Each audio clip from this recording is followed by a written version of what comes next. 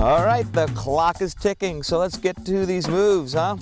Shall we start with some waves? We have medium, large, and supersized waves, complements of the Zambezi and Nile rivers.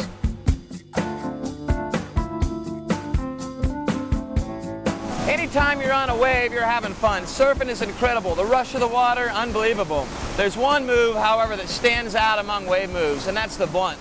The reason the blunt is incredible is a number of reasons. Number one, it's one of the few wave moves you can get vertical on. You can be out there surfing, the water's rushing by, a simple edge transfer, and boom, boat goes vertical. It's the quickest way to go from a front surf to a back surf, even quicker than the spin. However, there's another thing about the blunt that makes it even more unbelievable. The blunt is the easiest way to get your boat out of the water. It's the first move that you're going to learn where you can actually get the boat aerial. Like a roundhouse, make sure you get high up on the wave and begin carving. Whatever direction you're carving, you need to make sure that edge is down hard. Next step is to begin an aggressive cutback. At the exact moment that you begin to cut back, switch your edge to the other side as fast as you can.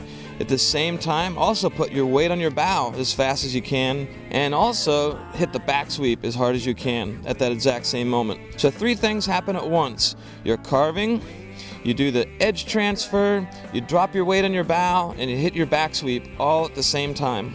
What this achieves is it gets your boat rotating quickly, and it gets your bow to drop quickly. If your bow drops quickly, it'll hit the water, your stern will go over your head, and you'll have done a blunt. The more edge you drop when you start the blunt, the more vertical the boat will be, assuming you drop your edge at the right time. Now, the right time to initiate the blunt or drop your edge hard is when the boat is at 12 o'clock or straight onto the current. If you initiate the bow before then, you're going to catch your upstream edge and flop over. If you initiate after that, you'll just do a roundhouse. Now, the feeling you're looking for is weightlessness. You get that feeling when you do a quick edge transfer and you get your weight forward quickly. It literally hops the boat off the water a little bit. The smaller the wave, the less the hop, but the effect is the same. As the boat becomes weightless or hops off the water a little bit, it's much more free to rotate, so the blunt goes much more quickly and you're more likely to stay on the wave. Once you learn this edge-edge transfer, if you can take it and accentuate it, you'll find you can get your boat completely out of the water for an aerial blunt. That, of course, is advanced playboating, but that edge-to-edge transfer is what you're working on. It makes the blunt easier, and ultimately, you're going to find yourself out of the water, whether you like it or not. FB 111, way up in the sky. The air blunt is one of those moves that, even if you can do way harder moves, it's going to be one of your staple wave moves. Why? It's one of the easiest ways to get your boat out of the water. All right, let's log some flying time. What do you say? The air blunt is technically not super difficult, but it does require a few things to happen in order to put some space between your boat and the water. The first key is you have to get the bow to lift up high before you do your blunt. This is best caused by dropping into a wave and dropping one of your edges.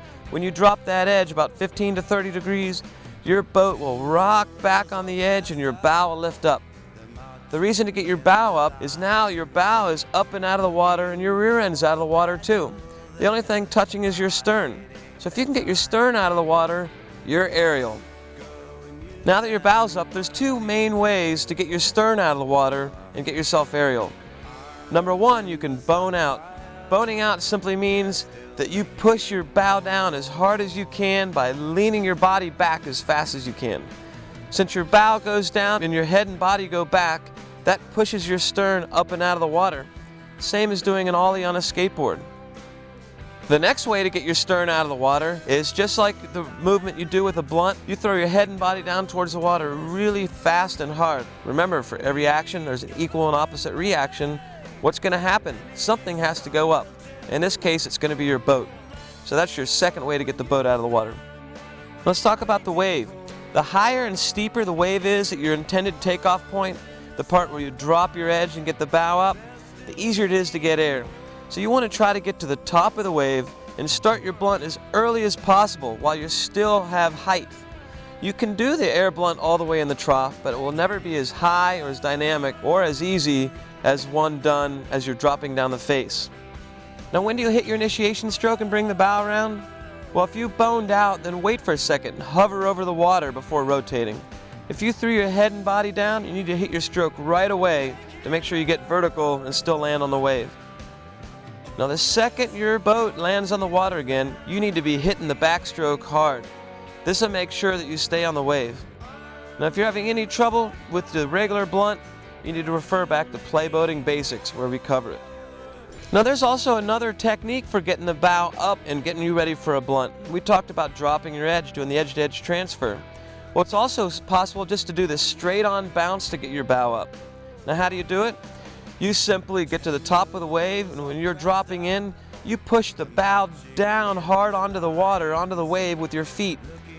When that bow hits, the water's going to hit your bow and follow that rocker and push that bow hard up in the air. As soon as the bow lifts, you start over with your air blunt, just like you did with the edge-to-edge transfer. Now as the waves get faster and steeper, this bounce technique becomes more important simply because you don't have to worry about the timing as much. When you're on big, bouncy waves, getting the timing right becomes your biggest challenge. You see what I mean?